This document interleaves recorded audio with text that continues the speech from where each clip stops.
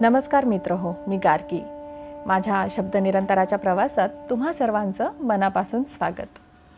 काही दिवसांपूर्वी चितमपल्ली सरांनी लिहिलेल्या निळावंती या पुस्तकाचा परिचय मी आपल्याला करून दिला होता. निळावंतीची संपूर्ण कथाही ऐकवली होती. तर त्याच पुस्तकातील एक सुंदरसा अतिशय अभ्यासपूर्ण लेख आज आपण अभ्यासणार आहोत. लेखाचं नाव आहे कोल्हा, एक धूर्त प्राणीविशेष. चला तर सुरुवात करूयात. कोल्ह्यासारखा लबाड आणि चतुर प्राणी नाही असं म्हणतात ते खरं असल्याची प्रचिती निदान त्याचं निरीक्षण करणाऱ्याला येतेच. त्याला शोधून कसं काढावं हाच मुळी प्रश्न पडतो. वर्षाच्या ठराविक काळातच कोल्हा निश्चितपणे अमुक ठिकाणी सापडेल असं जरी सांगता येत असलं तरी तो मुक्त आणि स्वच्छंद प्राणी आहे. कोल्ह्याची पिलं कपी आणि जमिनीतील पोखरीमध्ये बराच काळ राहतात. कित्येकदा ही लबाड बछडी कप्पीच्या समोर मे-जून महिन्यामध्ये खेळता बागडतानाही दिसतात. वीण होताच कोल्ही त्यांना पाजवीत राखीत असते. जरा मोठी झाली की त्यांची मातापित्र त्यांना भक्ष्य आणून देतात. त्यांचं निरीक्षण जर करायचं असेल तर ते फक्त विणीच्या काळातच होईल. जुलै ते मार्च या प्रदीर्घ काळात कोल्ही कधी व कुठे दिसतील हे मात्र निश्चितपणे सांगता येणार नाही.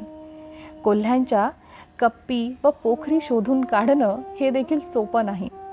पोखरीच्या रचनेमुळे कोल्ह्याच्या वास्तव्याची खात्री झाली नाही तर वासाने त्याच्या ठाव ठिकाणाची निश्चिती करता येते. कोल्ह्याच्या अंगाला कस्तुरीसारखा उग्र वास येतो. त्याच्या पोखरीमध्ये डोकावलं की तो तीक्ष्ण वास येताच कोल्होबा तिथे राहतात असं समजायचं. त्याचा वास इतका उग्र असतो की कित्येक वेळा हा वास जमिनीवरूनही येतो. आपल्याकडे कोल्ह्याची पाहरत करण्याकरिता शिकवलेली जातीवंत कुत्री उपयोगात आणत नाहीत. परंतु कुठल्याही पारध्याला विचारा, त्यांची शिकारी कुत्री कोल्ह्याच्या वासाचा मागोवा घेत कशी पाठलाग करतात ते. विचलित व भयभीत झालेल्या कोल्ह्याचा वास अधिक उग्र असतो असं म्हणतात.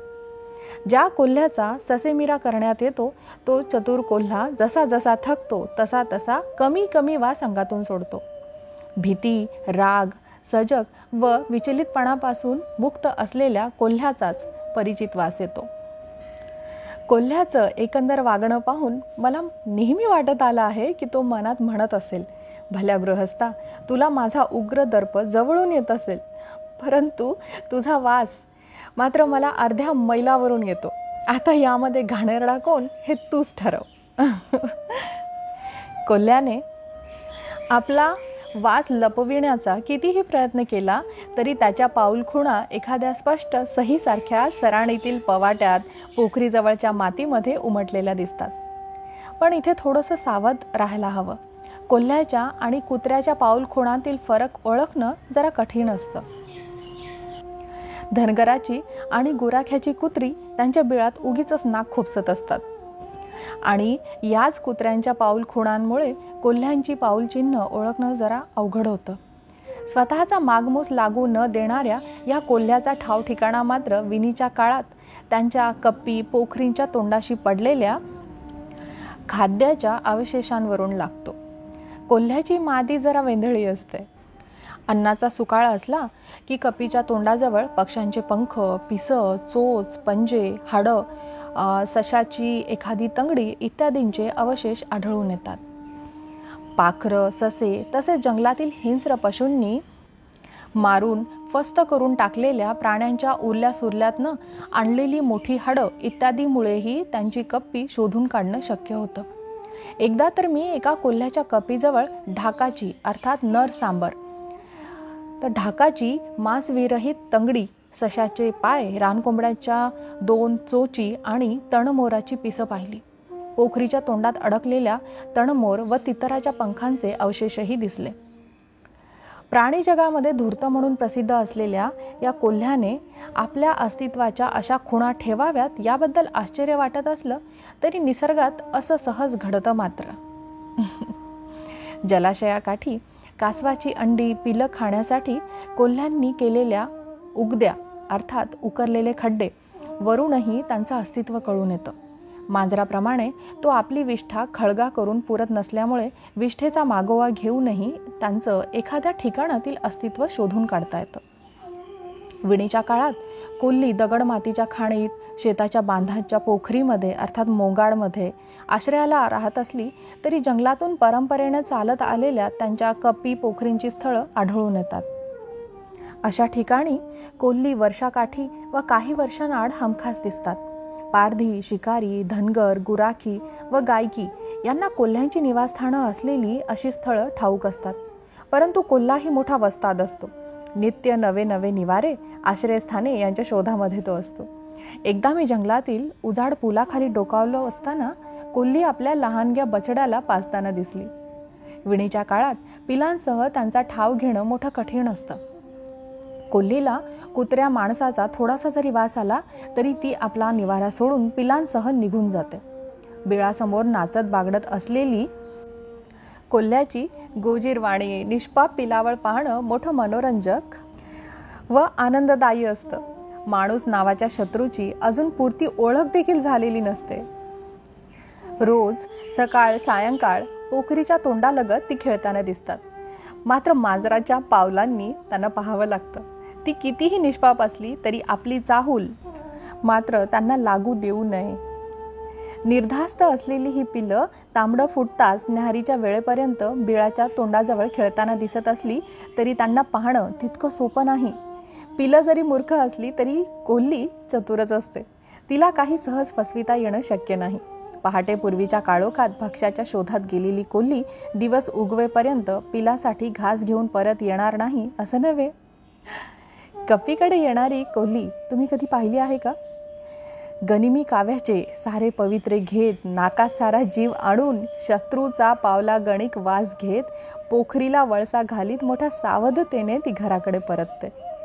तिच्या अद्भुत अशा 6व्या इंद्रियापासून काहीही लपून राहत नाही आणि म्हणूनच जमिनीवरून येणाऱ्या तुमच्या वासामुळे तिला तुमचा सुगावा लागू नये यासाठी तुम्ही जमिनीपासून जरा उंचावरच जायला हवं. कोल्ही तुम्हाला हेरील. तुम्ही जमिनीवर असताना हेरीलच. लगेच भुंकून ती आपल्या बछड्यांना सावध करेल आणि पिल्लं इकडे तिकडे पाहण्यात क्षणाचाही वेळ न दवडता किंवा कसलंही कुतूहल न दाखविता लगेच बिळामध्ये धूम ठोकतील. त्या क्षणी त्यांना आलेला वास, पाहिलेलं दृश्य व आईचं विशिष्ट भुंकणं यांची सांगड घालून भविष्यात ती त्या वासाशी, त्या दृश्याशी असलेलं धोक्याचं साहचर्य भुंकण्याशिवाय ओळखू शकतात ती कायमचीच. माणसाच्या आकाराशी, वासाशी परिचित झालेल्या मोठ्या पिलांचं आचरण प्रौढ कोल्ह्यांप्रमाणेच असतं. पावसाळ्याच्या सुरुवातीला ती खूप जाणती झालेली असतात. या काळात त्यांचं जमिनीवरून निरीक्षण करावयाचं तर दुर्बिणीतून, दूर अंतरावरून किंवा जमिनीपासून उंचावर राहूनच. 3 महिन्यांची मोठी पिलं मी रोज पहाटे 4च्या सुमारास अर्ध्या एका फरलांगावरून पाहतोय. एकदा मात्र पाठमोऱ्या येणाऱ्या कोल्हीने मला हेरलं. तशी तिनं पिलांना धोक्याची साथ घातली. व्यालेली कोल्ही सकाळ सायंकाळ तिच्या पिलांबरोबर असताना थोडीफार दक्षता घेऊन तिचं निरीक्षण करता येणं सहज शक्य आहे. तुम्ही जरी जमिनीपासून 50-60 फूट अंतरावर असलात तरीही अल्पशा हालचालीने ती सावध होते. यापुढे तिथे राहणं तिला धोक्याचं वाटलं तर लगेचच ती आपलं बिराड हलविते. उंचावर बसलेल्या तुम्हास ती पाहू शकणार नाही, परंतु कुठल्याही प्रकारचा आवाज, हालचाल करण्याचं टाळणं अत्यंत आवश्यक असतं. लांबच्या अंतरावरून येणाऱ्या आवाजांची, हालचालींची ती कदाचित दखल देखील घेणार नाही. तिच्या कप्पीपासून 12 फूट अंतरावर बसून निश्चिंत मनाने बाहेर येणाऱ्या कोल्हीला मी काही वेळ पाहिलं आहे, परंतु अशा प्रकारची लगट वा जवळीक करण्यास मी तरी सांगणार नाही. पोखरी समोरच्या झाडाच्या किंवा शिलाखंडाच्या आश्रयाने पाठमोरा वारा नसताना तुम्ही कदाचित तिला पाहू शकालही, पण ती चतुर कोल्ही कर्मधर्म संयोगाने तुमच्या पाठीमागूनच आली तर पुन्हा त्या ठिकाणी ती कधीच दिसणार नाही. सहपरिवार ती तिथून लगेचच निघून जाईल. कोल्ह्यांचं निरीक्षण करावयाचं तर पुढील नियम पाळायलाच हवेत. त्यांना दुरून पाहावं. दिवसा उजेडी उघड्या डोळ्यांनीच त्यांना पाहायचं झालं तर थोडं दूरवर गेल्याने, जरा लांब अंतरावर राहिल्याने काही बिघडणार नाही, उलट फायदाच होईल. त्यांच्यापासून 20 फुटांवर असण्यात खूप तोटे आहेत, तर 50 यार्डांवर आपण मोठे सुरक्षित असतो. कोल्हीचं छायाचित्र मिळणं म्हणजे कपिला षष्ठीचा योगच म्हणायला हवा. आपल्या आवाक्यातलं कप्पीजवळचं एखादं झाड, जवळपासची झाडं झुडपं यांच्या आश्रयाने तिचं एखादं छायाचित्र घेणं अशक्य नाही. कप्पीच्या तोंडाजवळ दिसणाऱ्या रिफ्लेक्टरमुळे ती कोल्ही अशी काही बुजून जाते की नंतर तिचं छायाचित्र मिळणं दुष्करच. कोल्ह्याचं छायाचित्र टिपता येणं हे आजही एक आव्हान आहे. कोल्ही आपल्या अजाण बछड्याची मोठ्या दक्षतेने काळजी घेतात. खरोखरीच ती आदर्श मातापितरं असतात. वेळ पडली तर कोल्ही आपली पिलं वाचविण्यासाठी जीवाचा धोका पत्करेल. स्तनपान सोडलेली, आईविना असलेल्या पिलांची कोल्हा जोपासना करतो. त्यांना आईच्या मायेने वाढवितो. भक्ष्याविषयीच्या कोल्ह्याच्या काय सवयी आहेत त्याचं निरीक्षण सामान्यतः त्याच्या विष्ठेच्या पृथक्करणाने करता येतं. परंतु त्यांच्या कप्पीजवळ पडलेल्या पशुपक्ष्यांच्या अवशेषांवरूनही खूप माहिती मिळू शकते. दिवसा उजेडी तोंडात भक्ष्य धरून गुहेकडे येताना ते काय आणतात याच्याही नोंदी ठेवाव्यात. हेच निरीक्षण तांबडी काच असलेल्या विजेरीच्या सहाय्याने रात्रीच्या वेळी गुहेच्या तोंडाजवळ करता येतं, कारण तांबड्या प्रकाशाने ते बुजत नाहीत. त्यांच्या पोटातील अवशेषांवरून व विष्ठेच्या पृथक्करणाने मिळालेल्या माहितीवरून असं आढळून आलं आहे की कोल्हे नाना प्रकारचं खाद्य खातात. गाव कोंबड्या, तितीर, लाव्हा व ससे यावरच कोल्ही जगतात असं समजणं पूर्णतः चुकीचं आहे. पण संधी मिळाली तर ते हे प्राणी सोडणार नाहीतच, हेही तितकंच खरं आहे. घुशी, उंदीर, बेडकी, घुई, कोश आळी, किडे, मृत प्राण्यांचं मांस हे त्यांचं मुख्य अन्न आहे. विविध फळंही त्यांना आवडतात. बहाव्याच्या गुळमट शेंगा त्यांना फार आवडतात. शेतातील ऊस, खरबूज, कलिंगड, गाजर व रताळी ज्या वेळी सहज प्राप्त होतात त्यावेळी ते खातात. बोरं खाण्यासाठी ते बोराच्या झाडाखाली गोळा होतात. दूरदूरून अभयारण्य पाहायला येणाऱ्या प्रवाशांना कोल्ही हमखास दाखविण्यासाठी वाघाप्रमाणे गारा अर्थात पेट आमिषादाखल मुद्दाम मारून टाकलेलं जनावर बांधावा लागतो. सशा इतका उत्तम गारा नाही, परंतु सुकविलेलं मांस व अंडीही त्यांना आवडतात. एकदा का अशा गाऱ्याची सवय जडली की कोल्ही पुन्हा पुन्हा तिथे येताना दिसतात. कधी कधी कोल्ह्याला सहज चढता येईल अशा झाडावर गारा बांधावा. कोल्ही अशा झाडांवर चढतात.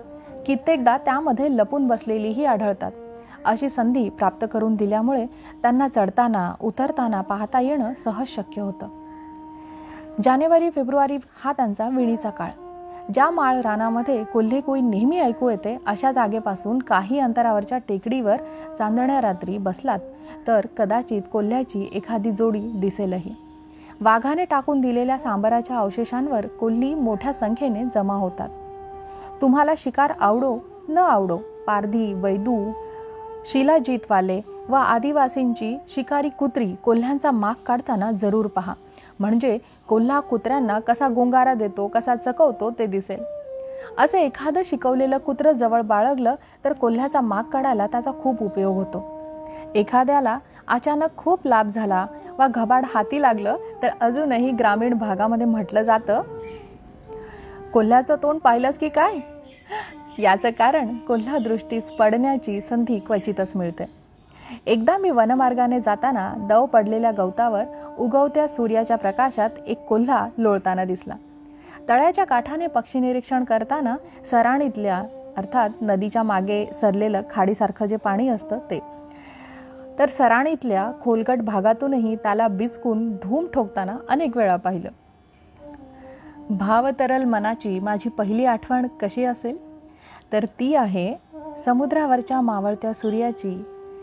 दोन्ही बाजूला निळाईनं झाकलेल्या पर्वतमाला, मध्ये अथांग पसरलेल्या गूढ जलाशयावरच्या निळ्या हिरव्या लाटा, सागर सीमेवरील ते छोटंसं गाव, नारळ, पोफळी, केळी यांच्या सुंदरशा बागा, किनाऱ्यावरचं ते केतकीचं बन आणि आपल्या पिलांबरोबर लपत छपत केवड्याच्या बनातून डोकावणारी चतुर कोल्ही.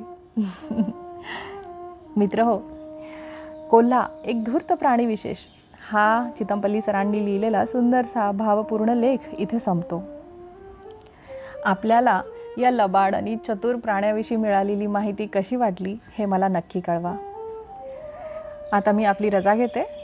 आपण लवकरच भेटू एका सुंदरशा पुस्तकासह, एका छानशा कथेसह. तोपर्यंत आजच्या या लेखावर चिंतन करा आणि भरपूर वाचन करा. धन्यवाद.